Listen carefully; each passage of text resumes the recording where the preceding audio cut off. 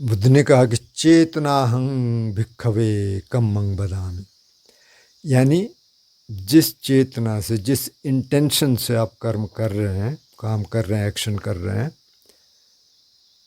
उसका फल आएगा। उसको मैं कर्म कह रहा हूँ, मतलब उस इंटेंशन से जो काम किया गया उसको मैं कर्म कह रहा हूँ। तो एक एग्जांपल देते हैं। जैसे कोई डॉक्टर है और उसने एक मरीज का ऑपरेशन करना है, पेट में कुछ है, उसने ब्लेड लगाया, चाकू से उसको काटा, लेकिन मरीज बच नहीं पाया, मतलब मर गया। दूसरा, कोई डाकू गया किसी को लूटने, घर में किसी ने उसका प्रतिरोध किया, उसने चाकू मारा, आदमी मर गया। तो अब इन दोनों स्थितियों में मर गया आदमी, तो क्या इन दोनों का रिजल्ट एक ही आएगा?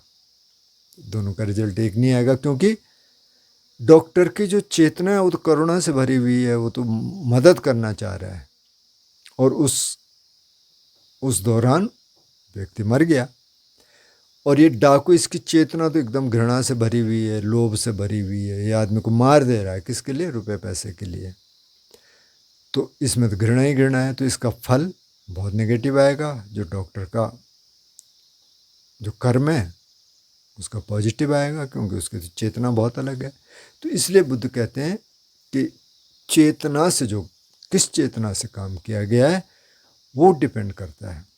अब आप अनइंटेंशनली, आपसे कोई मानो कुछ कीड़ा मकोड़ा मर गया, तो उसका वैसा रिजल्ट नहीं आएगा। जैसे मानो कोई भिखारी है, आपने उसको कुछ पैसे दिए, क्यों मांग रहा था, आपने दे दिए।